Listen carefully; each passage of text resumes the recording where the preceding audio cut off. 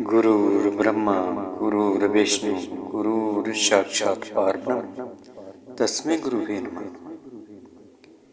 एक शिष्य ने गुरुजी से कहा कि हे गुरुजी, मुझे ये बताएं कि अच्छे गुरुजी कैसे होते हैं कि जो अपने शिष्य को सही मार्ग दिखा सके। गुरुजी ने कहा, कामल मुर्शिद या श्रेष्ठ गुरु वही है जो सुबह तो रूहानी यात्रा से गुजर चुका हो, लेकिन वह अपने शिष्य को भी रूहानी सफर तय करने में मदद किया करे। योग्य गुरु वही कहलाता है जो अपने शिष्य की धन दौलत पर निगाहें न रखे, बल्कि निस्वार्थ सेवा भाव से अपने शिष्य को आध्यात्मिक शिक्षा प्रदान करे। उसे अपने शिष्य से किसी प्रकार की इच्छा या स्वार्थ की पूर्ति की आशा नहीं करनी चाहिए। सच्चा गुरु वही है जो किसी को अल्लाह के नाम पर अपना शिष्य मान तो ले, फिर कभी भी उसका साथ ना छोड़े। उसके गुरु ने उसे जिन कार्यों को करने से रोका हो, अपने शिष्यों को भी वह उन कार्यों को करने से रोके। अगर उसका कोई शिष्य इशारे के जरिए, नसीहत, शिक्षा के जरिए और नरमी के जरिए सही रास्ते पर ना आए, तो असली आध्यात्मिक उन्नति के लिए उसके ऊपर किसी प्रकार की सख्ती या कठोरता बरतने से परहेज ना करे। गुरु का काम एक दाई के समान होता है और शिष्य का एक बालक या शिशु की तरह होता है। ऐसा माना जाता है कि शिष्य की रूहानियत का सारा रहस्य उसके गुरु के अंदर छिपा हुआ होता है।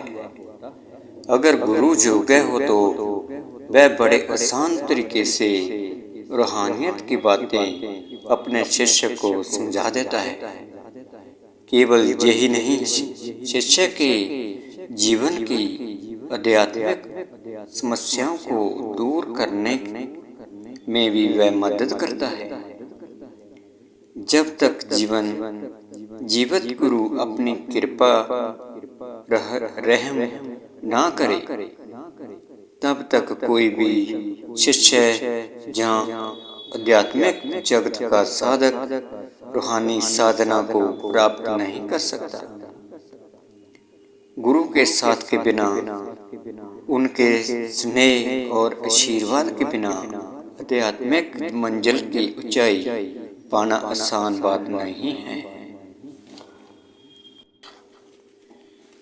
हे गुरुदेव, हमारे मन में गंदे विचार क्यों आते हैं? हम नहीं चाहते, पर फिर भी हमारे मन में गंदे विचार आते रहते हैं। लेकिन क्योंकि मन ही हमारा सबसे बड़ा शत्रु है और मन ही सबसे बड़ा दोस्त है, और जब हम अपने मन के हिसाब से चलते हैं तो मन हमें भटका देता है, और जब हम अपने मन को अपने कंट्रोल में कर लेते हैं तो सब कुछ पा लेते हैं। अब हमारे मन में आने वाले गंदे विचारों को रोकने की कोशिश करते हैं, पर हम जितना उसे रोकते हैं, उतने ही ये विचार हमारे मन में प्रवेश करते जाते हैं। आप जितना जिस चीज से दूर भागोगे, उतना ही वो चीज आपको पास लाएगी। इसीलिए आप उसी चीज से भागो मत, उस पर संतुलन कायम करो। एक बार एक युवक गौतम बुद्ध के पास आया और बोला, हे बुद्ध, मेरे मन में इतने गंदे विचार क्यों आते हैं? और मैं नहीं चाहता कि मेरे मन में गंदे विचार आए और मेरे मन में काम वासना के गंदे विचार चलते रहते हैं। मैं यही सोचकर परेशान हूँ। मेरी ऊर्जा और समय यही सोचने में नष्ट हो जाते हैं और मैं ऐसे विचारों की वजह से शांत नहीं रह सकता और मैं हमेशा ही स्त्रियों को देखकर मोहित हो जाता हूँ और अपने आप को रोक ही नहीं पाता। ये सुनकर महात्मा बुद्ध मुस्कुराए और उन्होंने उस युवक से पूछा, ये काम वासना होती क्या है? उस युवक ने कहा, बुद्ध, मैं ये तो नहीं जानता कि काम वासना होती क्या है, पर ये जानता हूँ कि काम वासना बहुत बुरी चीज है। फिर बुद्ध ने उस युवक से कहा, तुमने सबसे पहले तो ये समझना है कि प्रकृति रूप से जो भी चीजें हमारे अंदर है वो बुरी नहीं है। हमारे जीवन में उसकी कुछ न कुछ जरूरत है। वासना कोई बुरी बात नहीं है। ये तो हमारे मन की एक भावना है जो हमें किसी न किसी चीज की कमी का एहसास करवाती है। फिर हम उसको पाने के लिए उस चीज की तरफ आकर्षित हो जाते हैं। जैसे तुम्हारे पास धन की कमी है तो तुम में धन को पाने की वासना उत्पन्न हो जाएगी। तो वासना कुछ और नहीं, बस एक प्रकार की कमी है जो कि एक प्रकार की जरूरत का एहसास है और ये जरूरत शारीरिक तो है, हमें उसे काम वासना कह देते हैं।